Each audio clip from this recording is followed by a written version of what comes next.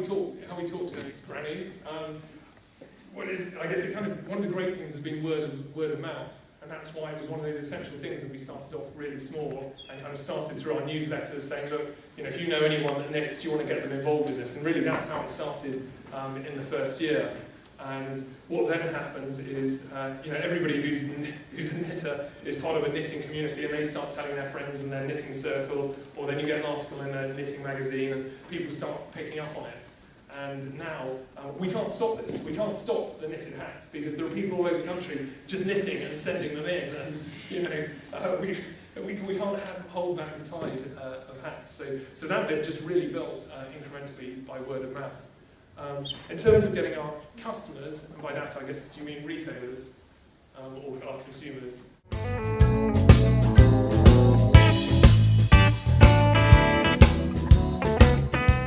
We don't really know, but what we hope and believe is that through someone buying this product, you're buying a little bottle of fruit juice that has this completely unique knitted hat on it.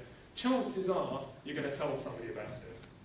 And of all the things that have helped us grow, it's positive word of mouth. So it's about people talking to their friends. There is nothing like a recommendation from a friend about something to make you take it seriously.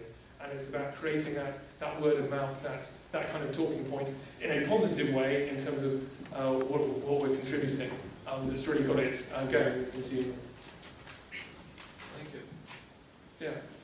Have you come up with a name? Do you think it's been really important in the success of the company? Yes, I think it has been important. It's really helped us, kind of stick to the straight and narrow. With a name like Innocent, you've really got to think through absolutely everything you do, and so it's been very powerful in defining that kind of true north for us. In terms of how we came up, I'd love to say there was an easy way. At one point, we had 2,000 names written on a list of paper. It was like, oh my God, at some point we've got to start closing this list down to something more manageable. What names got close but didn't make it? We had Fast Tractor. That was a runner for a few months. The idea here, I can see it was clearly a flyer. The idea behind Fast Tractor was that the thing about our products is it was fresh fruit and was from kind of farm to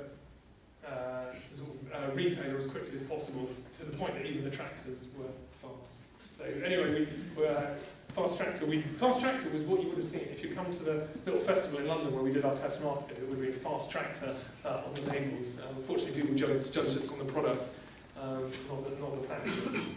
And then just prior to launch, we decided that the name was Naked.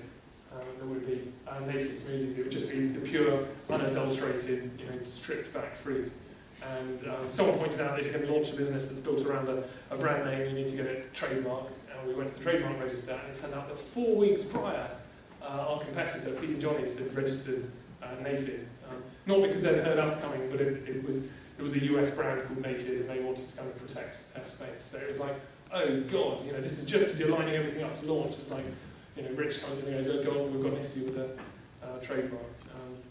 And then it was like, okay, we now know the space, we know what we're trying to achieve. It's something about this pure, unadulterated goodness, something that's not fucked around with, and Innocent seemed to absolutely encapsulate that. So, it's really kind of grown, and I think been really important to us. Yeah.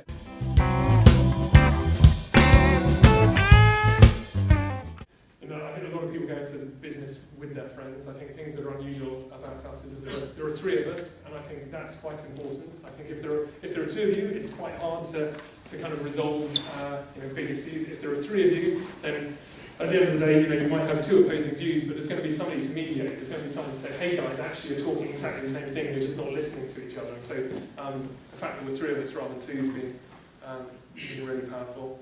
I think the other thing is we knew each other for about 10 years before we set up Innocent, and we'd done stuff together, so we knew each other and what we did well and what we didn't, and what we could expect of each other, and so that's been important. And I think the third thing is we want the same things out of life, and we enjoy the same things and have the same ambition, but we're very different people in terms of what we're good at and the way we think.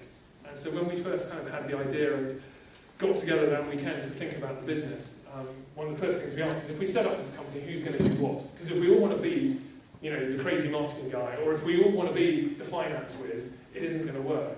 And the biggest clue to me that maybe this was a goer was when, you know, Rich said, well, I'll do the marketing. And I thought, well, Adam and me looked at each other and thought, that's good, because neither of us can do that. And Adam said, well, I'm going to do the selling. And Rich and me were like, oh, thank God, you know, we can imagine going out and being a salesman. It was that.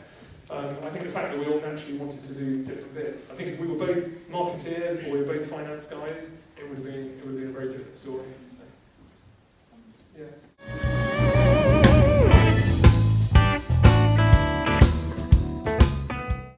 Well, I mean, I guess, you know, our kind of strategy is to be as transparent and open as possible, and kind of have that dialogue and engage with everybody, you know, who wants to engage with us on an individual basis. So when it came down to things we've done that have caused controversy, so one of them taking investment from Coke, the other is selling some of our products in McDonald's. With, you know, we've engaged with every single person who's got in touch with us and done our best to answer all their questions and invite them into fruit towers and show them you know, what we do and how we do it.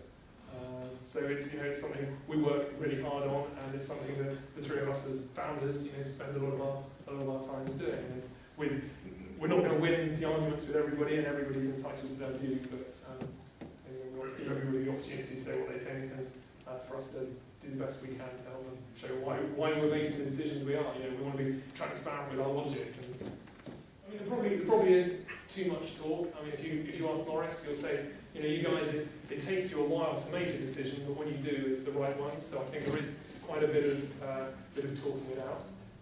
In terms of the biggest bust-ups we've had, they've had them about the crap that anyone can have a view on. You know, we moved into a new office when we got up to 8 people, and it was like, what colour? There was a pillar in the middle of the office, right, to hold the ceiling. It was, what colour did we paint the pillar? And we had a stand-up row, proper shouting about the colour of it.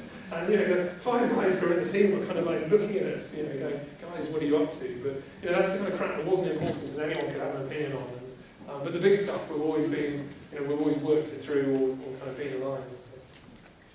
So what colour was it? Was it green or was it blue? I think blue won. I can't remember who it was. So